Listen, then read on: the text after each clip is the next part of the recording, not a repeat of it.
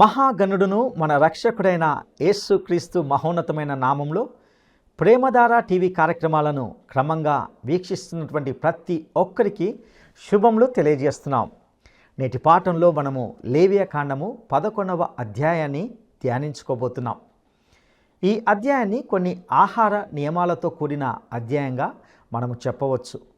ఇందులో దేవుని ప్రజల సేవకుల ఆహార విహారాల గురించి వింటాం. దేవుని ప్రజల జీవితంలో అంతా పరిశుద్ధంగానే ఉండాలి. తినే ఆహారం, వినే సంగతులు, చేసే పనులు, తలంచే తలంపులు, వైఖరులు అన్నీ పరిశుద్ధంగానే ఉండాలనేది దేవుని సంకల్పమని ఇందులో గమనిస్తాం. అనగా భోజనం చేసినా పానం చేసినా దేవుని మహిమార్థమై చేయాలని దేవుడు కోరుతున్నట్లుగా ఇందులో వింటాం. ఇందులో పేర్కొనబడిన ఆహార నియమాలు మన ఆరోగ్యంకు సంబంధించినవి. ఇవి మన ఆరోగ్య జీవితానికి అవసరమైన హెచ్చరికలు. ఇందులోని జంతువులు కొన్ని ఆహారంకు మంచివిగా, మరికొన్ని నిషిద్ధమైనవిగా చూస్తాం. తన బిడ్డల ఆరోగ్యం పట్ల దేవుడు ఎంతో శ్రద్ధ కలిగి ఉన్నట్లుగా చూస్తాం. శరీరాన్ని ఆరోగ్యంగా ఉంచుకోవాలని, అది పరిశుద్ధాత్మకు నిలయమని ఇందులో మనం నేర్చుకుంటాం. భోజన విషయానికి సంబంధించిన 4 సూత్రములను బైబిల్ నందు ఉన్నట్లుగా చూస్తాం. నీవు ఏదైనా తినవచ్చు లేదా మానేయనవచ్చు. అన్నిటికంటే ఇంద్రియ నిగ్రహం అవసరం. తినదగినవి, తినకూడని జంతువుల వివరాలు ఇందులో వింటాం. దేవుడు దేనిని మంచిదని చెప్పాడో అదే మంచిది, దేనిని చెడ్డదన్నాడో అది చెడ్డది. ఇక సందేశాన్ని వినడానికి మనము సిద్ధపడదామా? సోదరి సోదరులారా, ఈ రోజున మనం లేవియకాండం 11వ అధ్యాయం వినబోతున్నాము. ఈ అధ్యాయంలో దేవుని ప్రజలకు కొన్ని ఆహార నియమాలు పేర్కొనబడ్డాయి.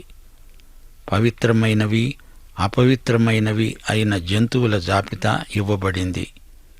జంతు కళేబరాలను ముట్టితే అపవిత్రుడవుతాడు. చచ్చిన జంతువులను ఎందుకు ముట్టకూడదో చెప్పబడింది.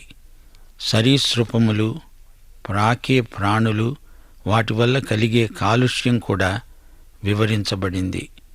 పరిశుద్ధుడైన దేవుడు తన బిడ్డల ఆహార విహారాలను గురించిన కట్టుబాట్లను గురించి మాట్లాడుతున్నాడు. 10వ అధ్యాయం వరకు దేవుని ఆరాధన విషయం ఉంది. ఇప్పుడు దేవుని బిడ్డల ప్రవర్తన, ఆహార విహారాదుల విషయం వర్ణించబడింది. ఆ మాటకొస్తే దేవుని ప్రజల జీవితంలో అంతా పరిశుద్ధమే. తినే తిండి, వినే సంగతులు, చేసే పనులు, తలంచే తలంపులు, వైఖరులు అన్నీ పరిశుద్ధమై ఉండాలని దేవుని సంకల్పం. సోదరీ సోదరులారా, వింటున్నారా? గుడిలో ఆరాధన ఎంత పరిశుద్ధమో, గుడి వెలుపల నీ ప్రవర్తన కూడా అంత పరిశుద్ధమై ఉండాలి. ఏమి చేసినా దేవుని మహిమార్థమై చెయ్యాలి. జీవితాన్ని 2 విభాగాలు చేసుకోవద్దు. అది ఆత్మ సంబంధం, ఇది శరీర సంబంధం అంటూ 2 శాఖల క్రిందికి జీవితాన్ని విభజించుకోవద్దు. అంతా ఆత్మ సంబంధమే. దేవుడు తన ప్రజలు ఏమి తినాలో ఏమి తినకూడదో లేవియకాండంలో స్పష్టంగా చెబుతున్నాడు. దేవుని బిడ్డల జీవితాలలోని ప్రతి చిన్న సంఘటన దేవుడు నిర్దేశించినదే. భోజనము చేసినా పానము చేసినా దేవుని మహిమార్థమై చేయాల్సిందే. సోదరీ సోదరులారా, మన జీవితాలలో ఎన్నెన్నో సమస్యలు తలెత్తుతూ ఉంటాయి. ఎంత పెద్ద సమస్య అయినా అది దేవునికి చిన్నదే. ప్రతిదీ దేవునికి చెప్పాలి. దేవునికి మన పట్ల ఎంతో శ్రద్ధ. ప్రతి విషయాన్ని గురించి ప్రార్థించాలి. దేనిని గూర్చి చింతించకూడదు. ఈ అధ్యాయంలో చెప్పబడిన విషయాలు ఇశ్రాయేలు జాతికే పరిమితం అనుకోకండి. ఆహార నియమాలు మన ఆరోగ్యానికి సంబంధించినవి. కొన్ని జంతువులు పరిశుద్ధం, మరికొన్ని జంతువులు మాంసాహారులు నిరభ్యంతరంగా తినదగినవే. ఇదేమీ మతాచారం కాదు, ఆరోగ్య జీవితానికి అవసరమైన హెచ్చరికలు.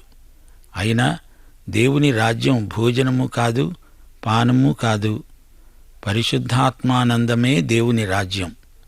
ఈ అధ్యాయంలో దేవుడు పేర్కొన్న జంతువులు ఆహారానికి కొన్ని మంచివి.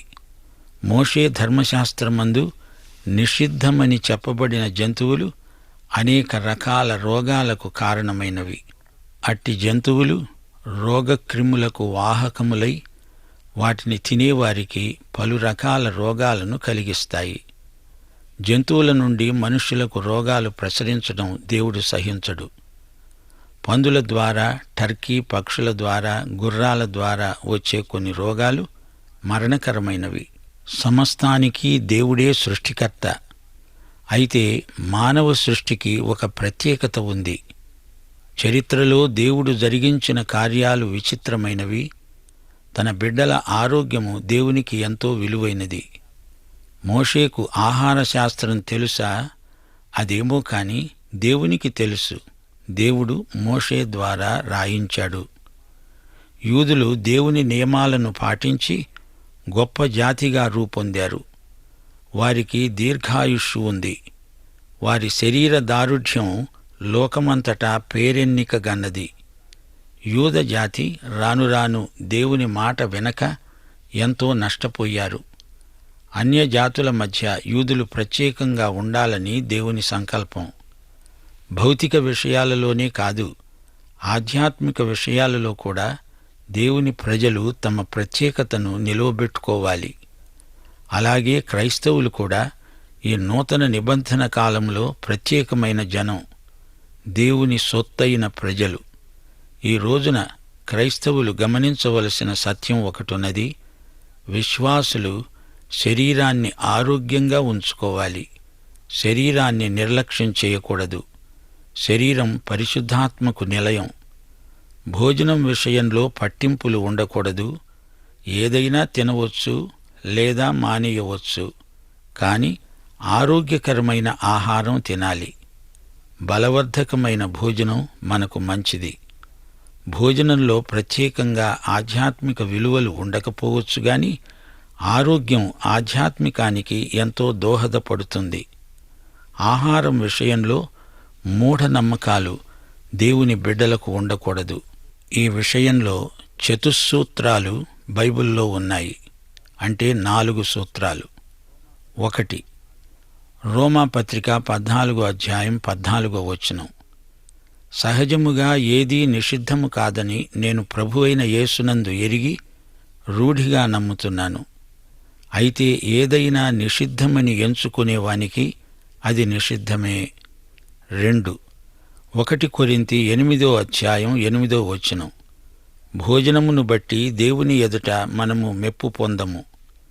తినకపోయినందున మనకు తక్కువ లేదు, తిన్నందున మనకు ఎక్కువ లేదు. 3. 1 కొరింథీ 6వ అధ్యాయం 13వ వచనం. భోజన పదార్థములు కడుపునకు, కడుపు భోజన పదార్థాలకు నియమింపబడి ఉన్నాయి. దేవుడు దానిని వాటిని నాశనము చేస్తాడు. 4. 1 కొరింథీ 10వ అధ్యాయం 31వ వచనం. మీరు భోజనము చేసినా పానము చేసినా మీరేమి చేసినా సమస్తమును దేవుని మహిమ కోసమై చెయ్యండి. సోదరీ సోదరులారా, ఇంద్రియ నిగ్రహం ఒక గొప్ప ఆధ్యాత్మిక సుగుణం. ఇది కృపాసహితమైన ఆత్మ లక్షణం. విశ్వాసులు నిగ్రహం కలిగి తినాలి లేదా మానేయాలి. అది అసలు రహస్యం. ఇప్పుడు లేవియకాండం 11వ అధ్యాయం సారాంశం వినండి. యెహోవా మోషే అహరోనులకు ఇచ్చిన ఆజ్ఞ. దీనిని ఇశ్రాయేలీయులందరూ పాటించాలి. తినదగిన జంతువుల పేర్లు. డెక్కలు కలదై నెమరు వేసే జంతువును తినవచ్చు. నెమరు వేసేదైన 2 డెక్కలు లేకపోతే తినకూడదు. ఒంటె నెమరు వేస్తుంది గాని దానికి 2 డెక్కలు లేవు గనుక అది మీకు అపవిత్రం. పొట్టి కుందేలు నెమరు వేస్తుంది గాని దానికి 2 డెక్కలు లేవు గనుక అది మీకు అపవిత్రం. అలాగే కుందేలు కూడా. అయితే పంది విడిగా ఉన్న 2 డెక్కలు కలదే కాని అది నెమరు వేయదు. అది మీకు అపవిత్రం. వాటి మాంసాన్ని మీరు తినకూడదు. వాటి కళేబరాన్ని మీరు ముట్టకూడదు. అవి మీకు అపవిత్రమైనవి. సోదరీ సోదరులారా, ఏవి మంచివి ఏవి చెడ్డవి అనే వేర్పాటు దేవుడు చేసిందే. వెలుగుకు చీకటికి వ్యత్యాసం దేవుడు సృజించిందే. మానవుడు మంచిని ప్రేమించాలి, చెడుగును ద్వేషించాలి.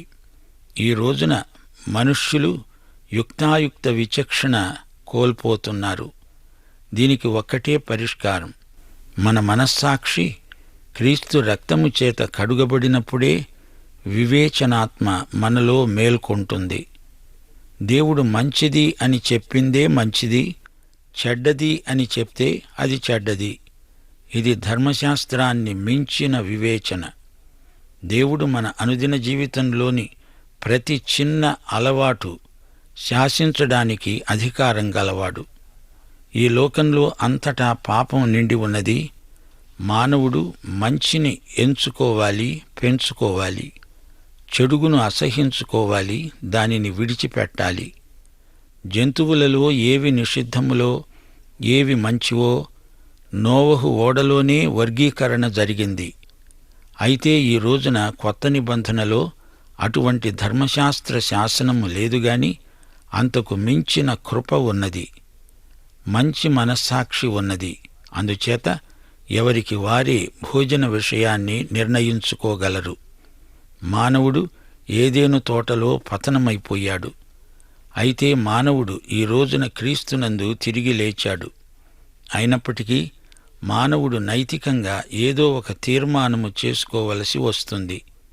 పేతురు మిద్దెపై పరవశించి దుప్పటి దర్శనం చూచాడు. అందులో అనేక రకాల జంతువులున్నాయి. దేవుడు తిను అంటే పేతురు తినను అంటున్నాడు. ఆదాము హవ్వలను పండు తినవద్దు అంటే వారు తిన్నారు. ఈ రెండూ గొప్ప తప్పులే. అపొస్తలుల కార్యములు 10వ అధ్యాయం 11 నుండి 15వ వచనం వరకు పేతురు అన్నాడు, వద్దు ప్రభువా, నిషిద్ధమైనది అపవిత్రమైనది ఏదైనను నేనెన్నడూనూ తినలేదే. కాని దేవుడన్నాడు, నేను పవిత్రము చేసిన వాటిని నీవు నిషిద్ధమైన వాటినిగా ఎంచవద్దు. దేవుడు శాసనం చేస్తాడు, మానవుడు దానిని పాటించాలి, వద్దు అని చెప్పకూడదు. ద్వితీయోపదేశ కాండంలో కూడా జంతువుల జాబితా ఉన్నది. లేవియ కాండంలో ఏవి తినకూడదో చెప్పబడింది. ద్వితీయోపదేశ కాండంలో ఏవి తినవచ్చో చెప్పబడింది. సముద్రములో నదులలో నీళ్లలో వేటికి రెక్కలు పొలుసులు ఉన్నాయో వాటిని తినవచ్చు. వేటికి రెక్కలు పొలుసులు ఉండవో అవన్నీ మీకు హేయమైనవి. వాటి మాంసము తినకూడదు. వాటి కళేబరములను హేయమైనవిగా ఎంచుకోవాలి. దేవుడే సకల ప్రాణులను సృజించాడు. అయితే ఇందులో ఒక విశేషం ఉంది. జంతువులలో కొన్ని మంచివి, కొన్ని మంచివి కావు అని దేవుడన్నప్పుడు మానవుని వినియోగం దృష్ట్యా దేవుడు ఆ మాట అన్నాడే కాని జంతువులను పాపులని పరిశుద్ధులని దేవుడు అనడు. ఉదాహరణ చెప్తాను. సింహము అపవిత్ర మృగమే. అయినా సింహము యేసు ప్రభువుకు సంకేతం. యేసుక్రీస్తు యూదాగోత్రపు సింహం. సింహం యూదాగోత్రానికి జాతీయ సంకేతం. నూతన జీవితం కోరుము ప్రతిదినం, నూతన జీవితం కోరుము ప్రతిదినం. మారిన మన జీవితమే యేసుకు సమ్మతము, మారిన మన జీవితమే యేసుకు సమ్మతము, యేసుకు సమ్మతము. నూతన జీవితం కోరుము ప్రతిదినం, నూతన జీవితం కోరుము ప్రతిదినం.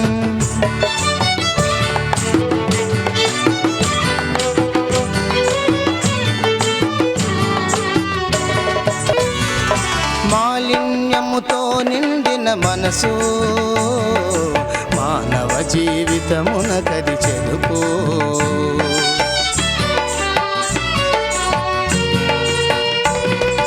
మాలిన్యముతో నిండిన మనసు మానవ జీవితమునకది చెరుపు. ఒక జంతువును ఒక మాంసాహారి తింటాడనుకోండి, అంత మాత్రాన ఆ జంతువు యొక్క స్వభావం ఆ మనిషికి వస్తుందనడం హాస్యాస్పదం. కోడిని తింటే కోడి స్వభావం వస్తుందా? మేకను తింటే మేక స్వభావం వస్తుందా? ఇలాంటి మూఢనమ్మకాలు అర్ధరహితమైనవి. కొందరు శాకాహారులు అంటారు, మాంసాహారము చేత మనుష్యులు క్రూరులవుతారు అని. ఇది అబద్ధం. మనకు తెలుసు, శాకాహారుల్లో కొందరు నీచులు, దుర్మార్గులు ఉండవచ్చు. మాంసాహారులలో మంచివారు ఉండవచ్చు. కూటి కుండను బట్టి మనుష్యులకు తీర్పు తీర్చడం అమానుషం, అనాధ్యాత్మికం. ఇశ్రాయేలీయులు తమ భోజనపు అలవాట్లను బట్టి జాతుల మధ్య ఒక ప్రత్యేకతను సంతరించుకున్నారు. భోజన విషయంలో మంచి తీర్మానాలు చేసుకోవడం సజ్జనుల లక్షణం. మాంసాహారమా శాకాహారమా అనే వివాదం అనవసరం. ఈ రెండు రకాల ఆహారాల్లో మనకు ఎన్నో వస్తుపాఠాలు లభిస్తాయి. ఉదాహరణకు, ఆవు నెమరు వేస్తుంది అంటే విశ్వాసి దేవుని వాక్యాన్ని ధ్యానించడానికి అది దృష్టాంతం. 1 కీర్తన 2వ వచనంలో దావీదు మహారాజు అన్నాడు, యెహోవా ధర్మశాస్త్రమునందు ఆనందిస్తూ దివారాత్రము దానిని ధ్యానించేవాడు ధన్యుడు. అనగా దేవుని వాక్యమును నెమరు వేసేవాడు ధన్యుడు. అలాగే గిట్టలు చీలి ఉండడం అనే జంతుస్థితి విశ్వాసి యొక్క ప్రత్యేకతను చూపుతుంది. ఎఫెసీ పత్రిక 4వ అధ్యాయం 1-2 వచనాలు, మీరు సమాధానమను బంధము చేత ఆత్మ కలిగించే ఐక్యమును కాపాడుకొనుటయందు శ్రద్ధ కలిగిన వారై ప్రేమతో ఒకనినొకడు సహిస్తూ, మీరు పిలువబడిన పిలుపునకు తగినట్లుగా దీర్ఘశాంతముతో కూడిన సంపూర్ణ వినయముతో సాత్వికముతో నడుచుకోవాలి. ఎఫెసీ పత్రిక 5వ అధ్యాయం 2వ వచనం 15వ వచనం. క్రీస్తు మిమ్మును ప్రేమించి పరిమళ వాసనగా ఉండడానికి మన కోసం తనను తాను దేవునికి అర్పణముగా బలిగా అర్పించుకున్నాడు. అలాగే మీరు ప్రేమ గలిగి నడుచుకోండి. దినములు చెడ్డవి గనుక మీరు సమయమును పోనీయక సద్వినియోగము చేసుకుంటూ జ్ఞానుల వలె నడుచుకోవాలి. దేవుని వాక్యాన్ని నెమరు వెయ్యాలి, జ్ఞానులై నడుచుకోవాలి. 2 తిమోతి 3వ అధ్యాయం 14-15 వచనాలు. క్రీస్తు యేసునందు ఉంచవలసిన విశ్వాసము ద్వారా రక్షణార్థమైన జ్ఞానము నీకు కలిగించుటకు శక్తిగల పరిశుద్ధ లేఖనములు బాల్యము నుండి నీవు ఎరుగుదువు గనుక నీవు నేర్చుకొని రూఢి అని తెలుసుకొన్నవి ఎవరి వలన నేర్చుకున్నావో ఆ సంగతి తెలుసుకుని వాటి యందు నిలకడగా ఉండు. యాకోబు పత్రిక 1వ అధ్యాయం 22వ వచనం. మీరు వినేవారు మాత్రమై ఉండి మిమ్మును మీరు మోసపుచ్చుకొనకుండా వాక్య ప్రకారము ప్రవర్తించేవారై ఉండండి. సోదరీ సోదరులారా, విశ్వాసి యొక్క ప్రవర్తన దేవుని వాక్యముతో ముడిపెట్టబడి ఉన్నది. మీరు ఈ లోకములో సరిగా ప్రవర్తించాలంటే దేవుని వాక్యాన్ని నెమరు వేస్తూ ఉండాలి. లేవియకాండం 11వ అధ్యాయం 13వ వచనం నుండి వినండి.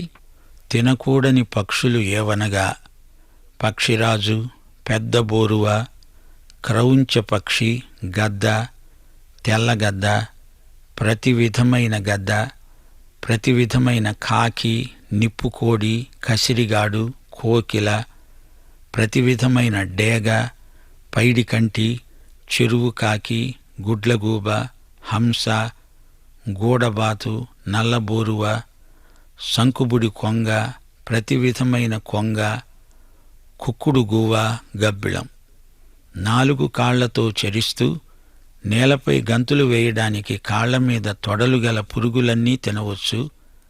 నేత మిడతగాని, చిన్న మిడతగాని, మిడతలలో ప్రతి విధమైనది తినవచ్చు. 4 కాళ్లు గల పురుగులు హేయమైనవి. వాటి వల్ల మీరు అపవిత్రులవుతారు. వాటి కళేబరాలను ముట్టిన ప్రతివాడు సాయంకాలము వరకు అపవిత్రుడే. వాటి కళేబరాల్లో కొంచెమైనా మోసిన ప్రతివాడు తన బట్టలు ఉతుక్కొని సాయంకాలం వరకు అపవిత్రుడవుతాడు. 2 డెక్కలు గల జంతువులన్నిటిలో విడిగా చీలిన డెక్కలు లేకుండా నెమరు వేయకుండా ఉన్నవి మీకు అపవిత్రం. వాటి కళేబరాలను ముట్టకూడదు. చతుష్పాద జంతువులలో అరికాలితో నడిచేవన్నీ అపవిత్రమైనవే. వాటి కళేబరాలను కూడా ముట్టకూడదు. ఇక సరీసృపములు, ఇవన్నీ అపవిత్రమైనవే. చిన్న ముంగిస, చిన్న పందికొక్కు, ప్రతి విధమైన బల్లి, ఊసరవెల్లి, నేల మొసలి, తొండ, సరటం, అడవి ఎలుక, ఇవి అపవిత్రమైనవి. వాటి కళేబరాలను కూడా ముట్టుకోకూడదు. అది చెక్క పాత్ర మీద కాని, బట్ట మీద కాని, చర్మము మీద కాని పడితే ఆ వస్తువును నీళ్లలో వెయ్యాలి. సాయంకాలానికి అవి పవిత్రమవుతాయి. అది మట్టి పాత్రలో పడితే దానిని పగలగొట్టాలి. అది పొయ్యి గాని, కుంపటి గాని దాన్ని పగలగొట్టవలసిందే. పారే నీటిలో, గుంటలో అది పడితే ఆ నీళ్లు అపవిత్రము కావుగాని దానికి తగిలినది అపవిత్రమవుతుంది. విత్తనమైతే ఈ కళేబరం దానిమీద పడితే అది తడి విత్తనమైతే అది అపవిత్రమవుతుంది. అది పవిత్ర జంతువైనా దాని కళేబరం ముట్టినవాడు అపవిత్రుడు. చచ్చిన దానిని తిన్నవాడు అపవిత్రుడు. సాయంకాలం వరకు ఆ అపవిత్రత ఉంటుంది. సరీసృపములు నిషిద్ధమైనవి, వాటిని తినకూడదు. 44వ వచనం. నేను మీ దేవుడైన యెహోవాను, నేను పరిశుద్ధుడను గనుక మీరు పరిశుద్ధులై ఉండునట్లు మిమ్మును మీరు పరిశుద్ధపరచుకోవాలి. ఈజిప్టు దేశములో నుండి మిమ్ములను నేను రప్పించింది ఎందుకు? మీకు దేవుడనై ఉండడానికే కదా. మీరు తినే ఆహారం ఎటువంటిదో చూచి మరీ తినండి. తినదగిన జంతువులకు, తినదగని జంతువులకు భేదమేదో తెలుసుకొని నేను నిర్ణయించిన విధులను పాటించండి.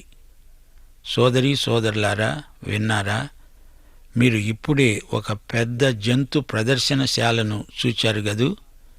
శాకాహార జంతువులే నెమరు వేస్తాయి. ఒంటె నిషిద్ధం. ఒకసారి యేసు ప్రభు ఛలోక్తిగా అన్నాడు, పరిసయ్యులారా, మీరు దోమలను వడగడతారు గాని ఒంటెలను మింగేస్తారు. ఒంటె అపవిత్ర జంతువు. ఇలాగే పెద్ద జాబితా మనం విన్నాం. పంది నిషిద్ధం. ఆ మాటకొస్తే కుందేలు కూడా నిషిద్ధమే. అబ్బే, పందిని తినం అనేవారు కుందేలును ఎందుకు తింటున్నారు? పంది గిట్టలు చీలిందే కాని అది నెమరు వేయదు. పంది ఏది పడితే అది తింటుంది గాని నెమరు వేయదు. అనుభవం ఉన్నవారు చెబుతారు, పంది మాంసం చాలా గట్టి, అది త్వరగా జీర్ణం కాదు. పంది దాని తిండి అలవాట్లను బట్టి హేయమైనది. జలచరాల్లో కూడా పులుసులుండాలి, రెక్కలుండాలి. జలచరాలలో కూడా నిషిద్ధమైన ప్రాణులు ఉన్నాయి. ఇశ్రాయేలీయులకు చేపలు సమృద్ధిగా దొరుకుతాయి. మధ్యధరా సముద్రము నుండి, గలిలీ సముద్రము నుండి, యోర్దాను నది నుండి చేపలు కుప్పలు తెప్పలుగా వస్తాయి. యెరూషలేము గుమ్మాలు 12లో చేపల గుమ్మం ఒకటి ఉంది. సబ్బాతు నాడు వర్తకులు మత్స్యపు గుమ్మం దగ్గర తాము పట్టిన చేపలు తెచ్చి అమ్ముకుంటారు. మతనాయకులకు అది లాభసాటి బేరం. ప్రభువు ఈ వ్యాపారాన్ని గర్హించాడు. అయితే యేసు ప్రభువు యొక్క ప్రథమ శిష్యులు జాలరులే.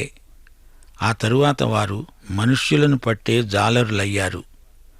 మత్తయి సువార్త 13వ అధ్యాయం 47వ వచనం నుండి 50వ వచనం వరకు ప్రభువు చేపల వల దృష్టాంతం చెప్పాడు. ఆ వలలో మంచి చేపలున్నాయి, చెడ్డ చేపలు ఉన్నాయి. దేవదూతలు వీటిని వేరుపరిచారు. ఏవి మంచి చేపలు? రెక్కలు ఉండి పొలుసులు గలవే మంచి చేపలు, అనగా విశ్వాసి చేపలాంటివాడు. పరిశుద్ధాత్మ అతనికి రెక్కలు, పొలుసు. పరిశుద్ధాత్మ విశ్వాసిని నడిపిస్తాడు, నీతి వస్త్రాలతో అలంకరిస్తాడు. పక్షులలో చాలా వరకు అన్నీ నిషిద్ధమే. గద్దలు, డేగలు, రాంబందులు, కాకులు, గుడ్లగూబలు, హంసలు మొదలైన పక్షులు ఎన్నో ఎన్నెన్నో. ఈ రోజుల్లో చాలామంది ఈ పక్షులన్నిటినీ తింటున్నారు.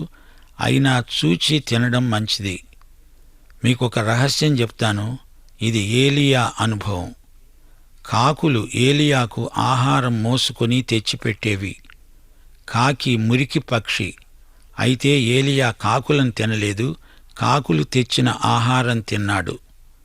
ఒకవేళ ఆహారాన్ని మధ్యలోనే కాకులు తినివేసి ఉంటే అప్పుడైనా ఏలియా కాకులను తిని ఉండేవాడు కాదు.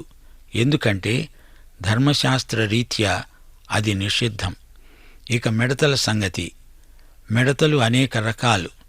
నిషిద్ధమైన మిడతలు గొల్లభామ లాంటివి. బాప్తిస్మకుడైన యోహాను మిడతలు తిన్నాడు, అడవి తేనె కూడా తిన్నాడు. అంటే మిడతలు తినేవారికి అడవి తేనె అనుపానం. మరో మాట, జంతు కళేబరాలను కూడా ముట్టకూడదు. పరిశుభ్రత మురికిలాగా అంత త్వరితంగా ప్రసారం కాదు. పాపం ఒకరి నుండి ఒకరికి ప్రసరిస్తుంది గాని పరిశుద్ధత అలా కాదు. పాపంలో నుండి పరిశుద్ధతను ఉత్పత్తి చేయడం అసాధ్యం, అసహజం. పాఠం ఇంతటితో సమాప్తం. ప్రార్థన చేసుకుందాం. పరిశుద్ధుడవైన మా పరమతండ్రి, ఈరోజు పాఠంలో నీవు మాకు ఎన్నో ప్రాముఖ్యమైన సత్యాలు నేర్పావు. వీటిని మేము గ్రహించి మా జీవితాలకు అన్వయించుకొని ఆహార విహారాల్లో జాగ్రత్తగా ప్రవర్తించడానికి మీ ఆత్మ నడుపుదల సహాయము దయచేయమని యేసుక్రీస్తు వారి దివ్యనామమున ప్రార్థన చేస్తున్నాము తండ్రి. ఆమేన్. ప్రియులారా, ఇంతవరకు మనము లేవియా కాండము 11వ అధ్యాయం నుండి కొన్ని ఆసక్తికరమైన విషయాలను తెలుసుకున్నాం. ఈ అధ్యాయంలో దేవుని ప్రజలకు ఆహార నియమాలకు సంబంధించి కొన్ని ఆధ్యాత్మిక సత్యాలను తెలుసుకున్నాం. ఏవి తినాలో ఏవి తినవద్దో బైబిల్ చెబుతుంది. నిగ్రహం, దేవుని ఎడల విధేయత ప్రాముఖ్యం.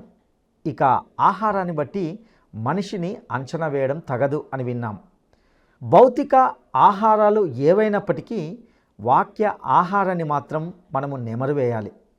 విశ్వాసి ప్రవర్తన వాక్యంతో ముడివేయబడి ఉండాలి.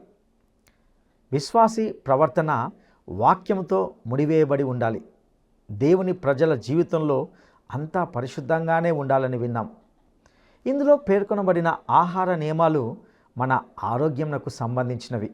ఇవి మన ఆరోగ్య జీవితానికి అవసరమైన హెచ్చరికలు. ఇందులోని జంతువులు కొన్ని ఆహారంకు మంచివిగా, మరికొన్ని నిషిద్ధమైనవిగా చూశాం. తన బిడ్డల పట్ల, ఆరోగ్యం పట్ల దేవుడు ఎంతో శ్రద్ధ కలిగి ఉన్నట్టుగా చూశాం. శరీరాన్ని ఆరోగ్యంగా ఉంచుకోవాలని, అది పరిశుద్ధాత్మకు నిలయమని దేవుని వాక్యము స్పష్టంగా ఘోషిస్తుంది. భోజనం అనేది ఆధ్యాత్మిక విలువను పెంచదు, కానీ ఆరోగ్యం అనేది ఆధ్యాత్మికతకు దోహదపడుతుంది. భోజన విషయానికి సంబంధించిన 4 సూత్రములను కూడా చూశాం. ప్రియులరా, ఒక్కటి మాత్రం వాస్తవం. అదేమిటంటే మనము భోజనం చేసినా పానం చేసినా దేవుని మహిమ కొరకు చేయాలి. అట్టి కృప దేవుడు మనకు దయచేయునుగాక. దైవాశీస్సులు.